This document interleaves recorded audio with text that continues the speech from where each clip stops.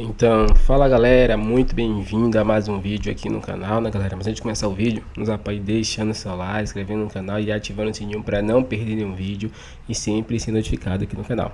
Então galera, vamos fazer aqui uma reação e um corte aí do jogo aberto, vamos deixar os créditos aqui, né, ao canal deles.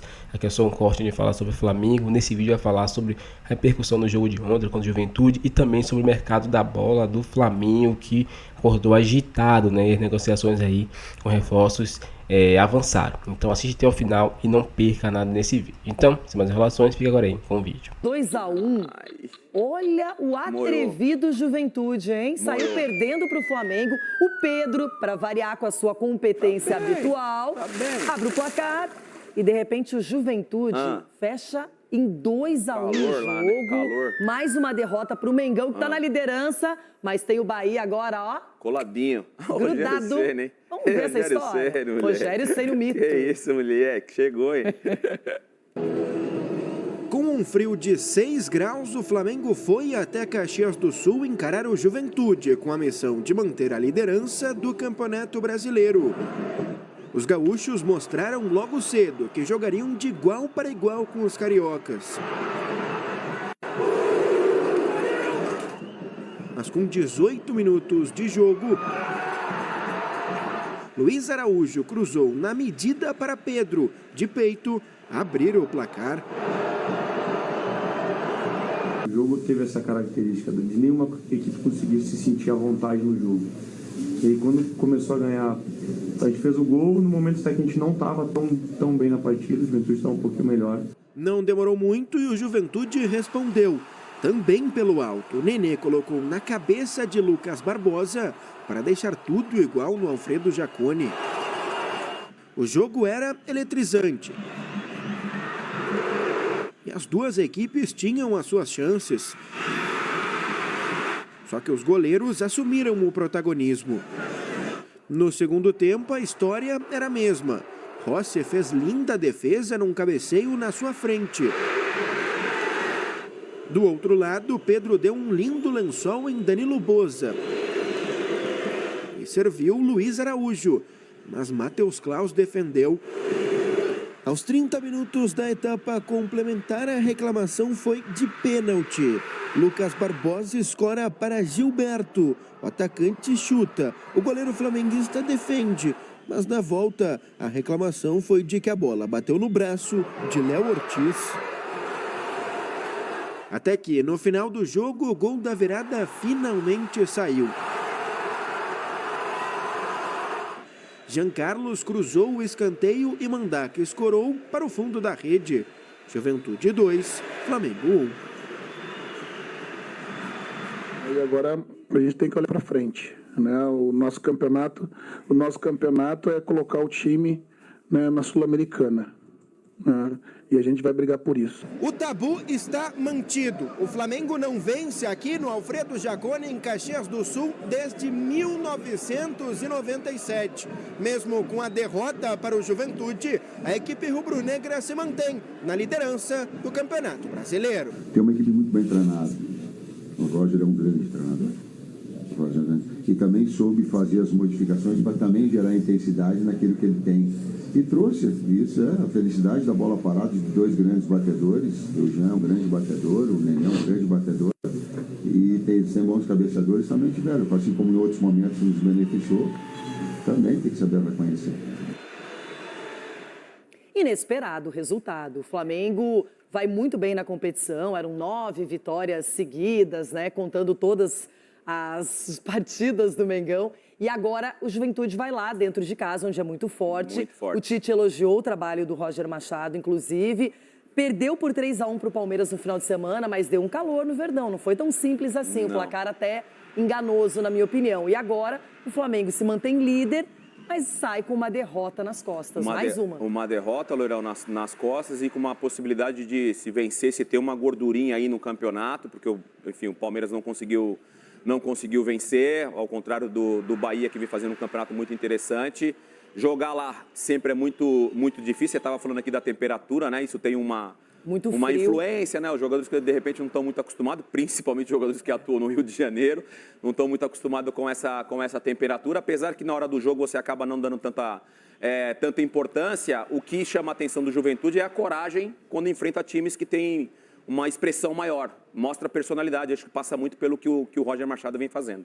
Agora, todo mundo sabe que as equipes vêm enfrentando desfalques, problemas também de suspensões, lesões, enfim, e o Flamengo vem sendo prejudicado, mas estava driblando muito bem, vinha até se superando, por exemplo, fez um jogo muito duro diante do Bahia e venceu no finalzinho, Sim, com o Davi Luiz fazendo o gol da vitória. Só que ontem não conseguiu se superar. Inclusive, muita gente reclamando que ele colocou o Vitor Hugo, que não vem numa temporada tão produtiva, escolheu ele como titular, o Gabigol só entrou mais para o final do jogo, não mudou muito esse panorama. Exato. Mas assim, a gente tem falado muito aqui nesse período da Copa América, dos jogadores que estão cedidos aí para seleções, de que esses clubes que estão sem esses jogadores precisam oscilar menos. O que oscilar menos vai conseguir passar e a segunda leva desse Campeonato Brasileiro, o segundo turno desse Campeonato Brasileiro, o time vai respirar melhor.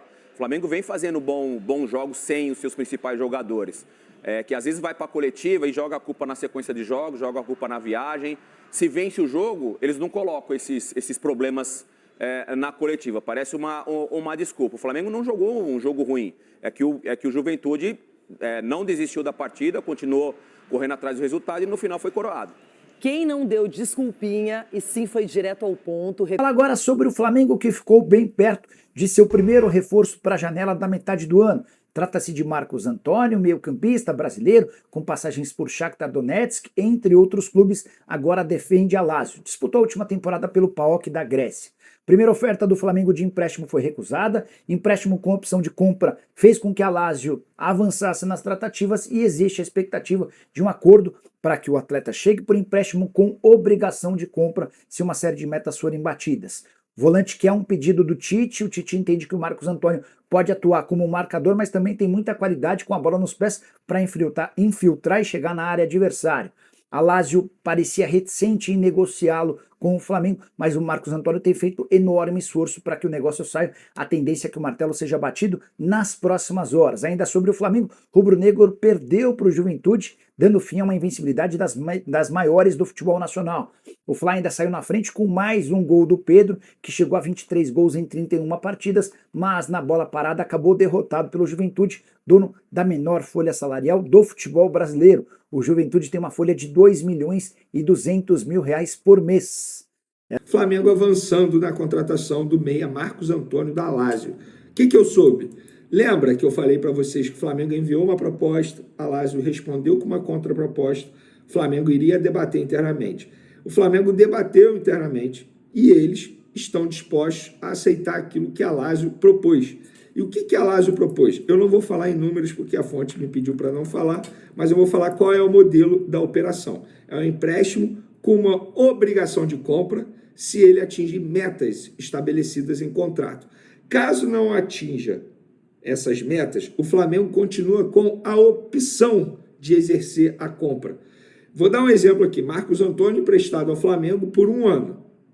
Se ele jogar pelo menos 40... Isso é um exemplo, eu não estou dizendo que essa é a proposta. Se ele jogar pelo menos 45 minutos em 30 partidas na temporada durante esse 1 ano, o Flamengo é obrigado a comprar. Ah, mas ele não atingiu isso, mas o Flamengo quer ficar com o jogador. O valor continua como opção, o Flamengo pode exercer. Não precisaria negociar com a Lazio a compra do atleta. Fica ali como uma opção estabelecida em contrato. O que eu posso dizer para vocês é, o Flamengo avançou, Flamengo e Lazio já falam a mesma língua, digamos assim. O jogador topou o projeto do Flamengo, o jogador quer jogar no Flamengo, já conversou com seus empresários, já conversou com a diretoria da Lazio, deixou claro que topa vir para o Flamengo. A Lazio não conta com o jogador para a disputa da temporada, jogador que foi emprestado ao PAOK, que retorna agora, embora tenha contrato longo, a Lazio não quer contar com o atleta, não conta com o atleta, tanto é que não está dificultando. E está negociando o jogador junto ao Flamengo. Então, o meia Marcos Antônio, de 24 anos, está muito próximo de se transferir para o Flamengo por empréstimo com obrigação de compra, caso ele atinja metas, que se torna opção, caso ele não atinja, aí o Flamengo terá a opção de comprar por aquele determinado valor ou não. Mas, de fato, o Flamengo está muito perto aí de contratar o meia Marcos Antônio junto à Lazio. E agora, torcedor rubro-negro, eu quero saber de você. Gostou desse nome? aprova a chegada do jogador. Muita gente me diz que ele chegaria para poder ser uma opção ao Gerson, por exemplo. Ele pode fazer aquilo que o Gerson consegue fazer hoje no meio de campo do Flamengo, muitas funções dentro de campo. Então não chegaria para ser titular, chegaria para brigar por uma vaga, mas a ideia é essa, o Flamengo quer ter 2 times. Não tem isso, é muito difícil um jogador ser contratado com garantia, entre aspas, que será titular. Tudo bem, o De La Cruz era um deles, porque a gente sabe que o De La Cruz foi contratado para isso. Mas o Marcos Antônio chega para brigar por uma vaga no time titular e, na minha opinião, agrega demais. Conversando com pessoas, vendo vídeos, analisando, conversando com italianos que acompanharam a carreira dele desde quando ele chegou a Lazio. É um jogador que pode agregar demais e, além de tudo, é jovem, 24 anos, perfil que o Flamengo gosta bastante, caso ele se destaque. E lembrando, é uma operação no mesmo molde que o Flamengo fez aí com muitos jogadores. Vamos lá, Pedro foi assim, o próprio Gabigol foi assim, inicialmente o Kennedy foi assim, não deu certo, o Flamengo devolveu ao Chelsea. Vários jogadores vieram por empréstimo como uma opção ou obrigação, e aí o Flamengo, enfim, ele decide depois. Mas tá certo o Flamengo tentar o empréstimo desse jogador, se der certo, ótimo, se não der certo, apenas devolve ao time italiano. Mas diz aí, torcedor, gostou da possível chegada ou da grande possível chegada de Marcos Antônio ao Flamengo? Pode comentar à vontade. Então é isso, galera, chegamos a mais um fim de vídeo aqui no canal, né? Vamos falar um pouquinho aí sobre esse vídeo. No comecinho aí falou um pouquinho sobre o jogo de ontem, né, entre Juventude e Flamengo. O Flamengo aí perdeu pro Juventude fora de casa no Campeonato Brasileiro, né? O Flamengo estava com muitos desfalques, tanto jogadores que foram para a Copa América como jogadores que estão machucados, né? E titular foram só 3, se não me engano, né? Pedro, Rossi, né? E Gerson, né? Vamos dizer que são 3 titulares aí que atuam pelo Flamengo. O resto tudo reserva e também sub-20, jogadores sub-20. Então o Flamengo acabou aí perdendo, né? Começou bem, né? Vamos dizer que o Flamengo jogou bem com tantos esses desfalques, né? Mas acabou tomando uma virada no finalzinho aí do jogo. Mas mesmo assim o Flamengo continua se mantendo na liderança do Brasileirão. Poderia alargar essa liderança? Poderia, né? Mas aí contou com o tropeço de rivais como do Palmeiras, né? E que poderia passar o Flamengo. O Palmeiras acabou tomando 3-0 do Fortaleza e assim não passou o Flamengo na tabela. E o Flamengo continua com o mesmo ponto do Bahia, né? Mas a liderança ali nos saldos de gols. E falar um pouquinho sobre esse jogador aí, Marcos Antônio, né? Que pode sim, né, pintar no Flamengo. As coisas aí esquentaram aí, né, nos bastidores sobre esse jogador que já aceitou o projeto de jogar no Flamengo, gostou aí, né? E quer vir atuar no Mengão. É um jogador bem versátil aí, que joga na posição de Gerson, pode jogar na posição de Gerson ali, pode jogar em outras posições ali, no meio campo, né? Como foi falado aí por Vene Casagrande. É um jogador que vai aumentar ainda mais o plantel do Flamengo e também aumentar a qualidade, né? O Flamengo está precisando de jogadores aí nessa época da data FIFA, visto que os jogadores que são nessa posição, que vem fazendo aí as jogadas, vem criando muitos lances para o Flamengo, como De La Cruz, Arrascaeta, né?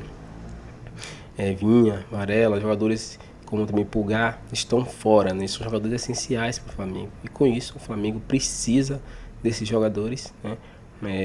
O mais urgente. Então, contratações de janelas aí vai surpreender muitos, né? Porque o Flamengo vai chegar pesado aí para contratar muitos jogadores nessa janela e trazer aí, aumentar ainda mais o plantel do Mengão e assim ter aí praticamente 2 a 3 times competíveis no Mengão. Qual a sua opinião sobre isso, torcedor? Você tá ansioso? Comente pra gente sua opinião aqui. Se você gostou desse vídeo, deixe seu like. Vamos deixar os créditos aqui para o canal Jogo Aberto, Nicola e também Vene Casagrande. Agora valeu e até o próximo vídeo.